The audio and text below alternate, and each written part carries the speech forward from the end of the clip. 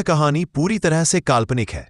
इस कहानी का किसी भी जाति, समुदाय या व्यक्ति विशेष से इसका कोई लेना देना नहीं है। इस कहानी का किसी भी जाति, समुदाय या व्यक्ति से मिलना महज एक सहयोग है।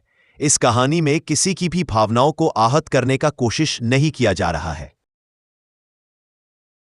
गंगा किनारे बसे छोटे से गांव धवलपुर की पहचान सिर्फ उसकी उपजाऊ मिट्टी और सीधी सादी जनता नहीं थी, बल्कि उस गांव के बीचों बीच स्थित काली माता का प्राचीन मंदिर था। एक ऐसा मंदिर जिसके पत्थरों में सैकड़ों वर्षों का इतिहास सांस लेता था। कहा जाता था कि यह मंदिर राजा विक्रमादित्य के काल में बना था। मंदिर के विशाल द्वार पर दो पत्थर के सिंह खड़े थे, जैसे आज भी किसी रहस्य की रक्षा कर रहे हो। हर साल अमावस्या की रात यहाँ विशेष पूजा और बलि की परंपरा होती थी। गांव वाले मानते थे कि यदि बलि न दी जाए तो गांव पर आपदा आती है, सूखा पड़ता है, पशु मर जाते हैं और बच्चे बीमार पड़ते हैं। मंदिर का पुजारी था पंडित भुवन शंकर, उम्र लगभग 70 वर्ष, चेहरे पर गहरी झुर्रियां, मगर आंखों में ऐसी शांति जैसे जीवन भर का ध्यान समाया हो। वे मंदिर के प्रांगण में ही बने छोटे कुटीर में रहते थे।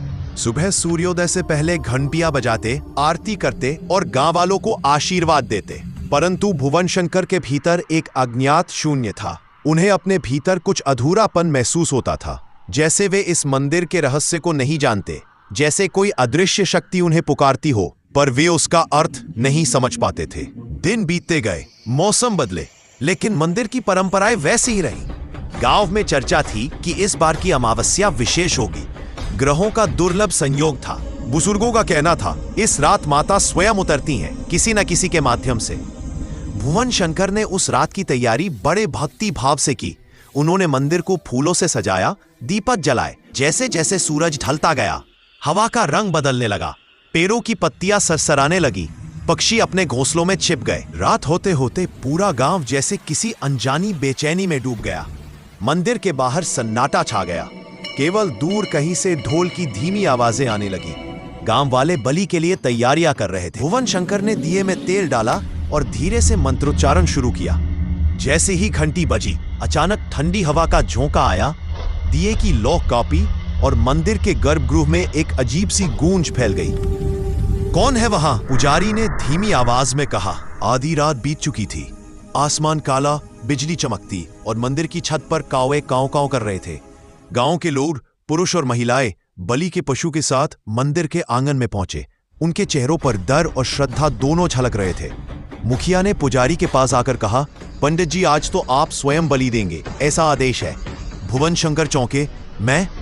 पर मैं हिंसा का भागी कैसे बन सकता? मुखिया बोला, माता का आदेश है पंडित जी, यह परंपरा है। भुवन शंकर के हाथ कांप गए। उन्होंने मंदिर की ओर देखा।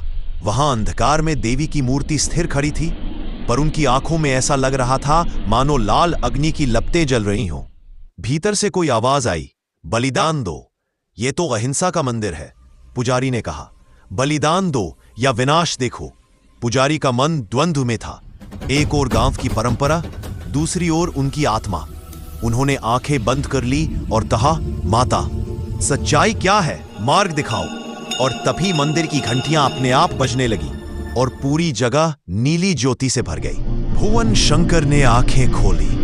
मूर्ति के चारों ओर उजाला फैल चुका था। वातावरण में चमेली और धूप की सुगंध घुली हुई थी।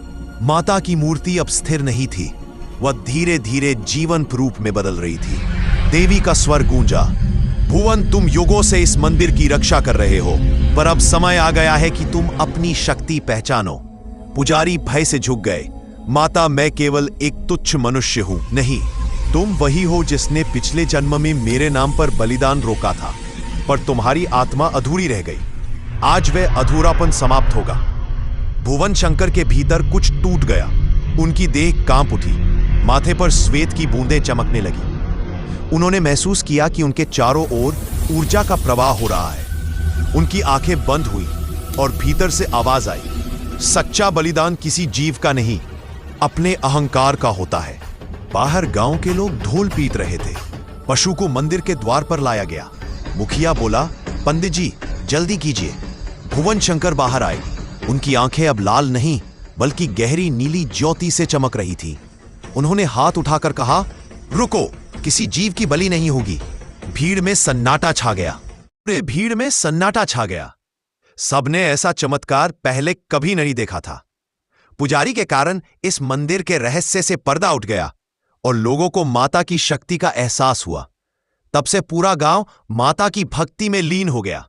इस कहानी में आगे क्या हुआ जानने के लिए पार्ट 2 का इंतजार करें और पार्ट 2 देखने के लिए इस चैनल को फॉलो करें।